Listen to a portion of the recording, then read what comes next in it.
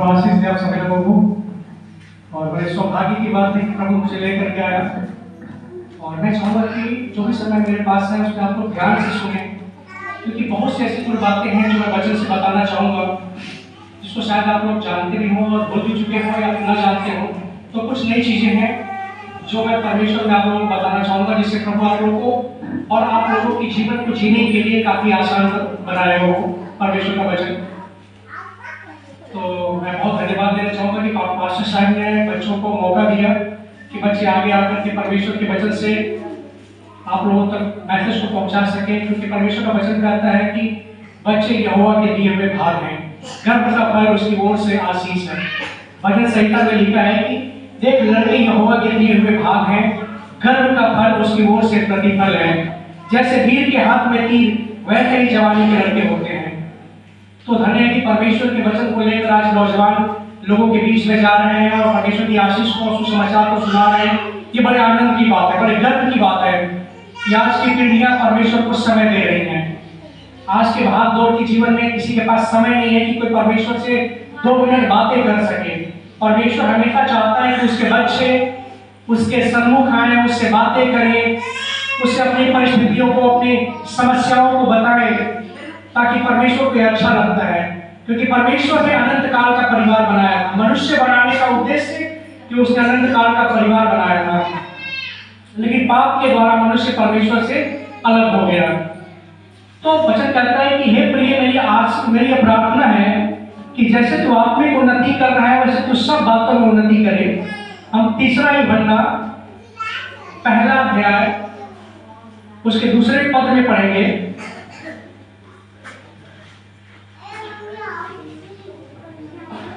3 यूहन्ना 1 अध्याय 2 पद।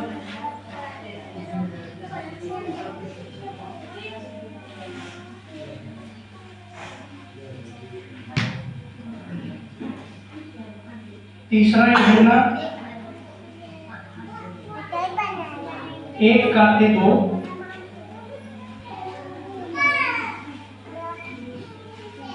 कोई पढ़ सकता है?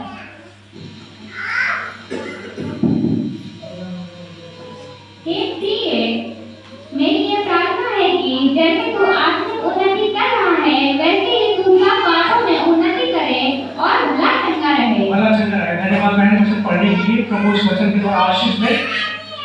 जैसे तू आत्मिक उन्नति कर रहा है वैसे तू सब बातों में उन्नति करे और भला चंगा रहे। जब हम परमेश्वर को ग्रहण कर लेते हैं, जैसे कि आज बहन ने बताया मैसेज में कि जब लाजर जो था उसको मरे हुए 4 दिन हो चुके थे और उसकी बहनों ने कहा प्रभु इसे मरे तो 4 दिन हो गए और इसमें से दुर्गंध आती होगी। तो यीशु मसीह ने कहा कि तू विश्वास करेगी तो परमेश्वर की महिमा को देखेगी और ये फिर जी उठेगा। तो उसने कहा प्रभु मैं जानती हूँ कि अंतिम दिनों में यह फिर से जी उठेगा। तो यीशु मसीह ने वहां पर एक बात कही थी कि पुनरुत्थान और जीवन मैं ही हूँ। Hallelujah, hallelujah. तो पुनरुत्थान और जीवन यीशु मसीह ही है। जीवन देने वाला भी वही है और जिलाने वाला भी वही है। सो हमें विश्वास करना चाहिए। वहां पर उसकी बहनों ने अविश्वास को व्यक्त किया, जिसे यीशु मसीह को बहुत दुख हुआ। इसलिए वो कहते हैं कि तो विश्वास करेगी तो परमेश्वर की महिमा को देखेगी। हमारे जीवन की कोई भी परिस्थितियां क्यों ना हो, परमेश्वर सक्षम है उसको समाप्त करने के लिए, उन समस्याओं को, उन परिस्थितियों को। परिस्थितियों से बड़ा हमारा परमेश्वर है। वचन कहता है कि क्या तुम नहीं जानते कि जो तुम में वास करता है वो उससे बड़ा है जो इस संसार में है। तो जब हम विश्वास करते हैं अपने जीवन में, परमेश्वर हमारे जीवन की हर परिस्थितियों को दूर करने के लिए सक्षम है। इसलिए हमारा विश्वास और परमेश्वर का वचन इसी बात को कहता है कि हमारा विश्वास ही है जो जगत पर जय को प्राप्त करता है। चाहे बीमारी हो, नौकरी नहीं हो, बच्चों की पढ़ाई लिखाई से संबंधित हो या शिक्षा से संबंधित हो, स्वास्थ्य से संबंधित हो, घर में राशन नहीं हो, आप सब बातों के लिए परमेश्वर के सम्मुख अपने चरणों को, अपने घुटनों को मोड़ सकते हैं, परमेश्वर से प्रार्थना कर सकते हैं।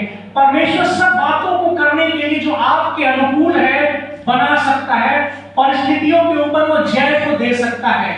इसलिए जब हमारा विश्वास डगमगाता है तो परमेश्वर को बहुत दुख होता है।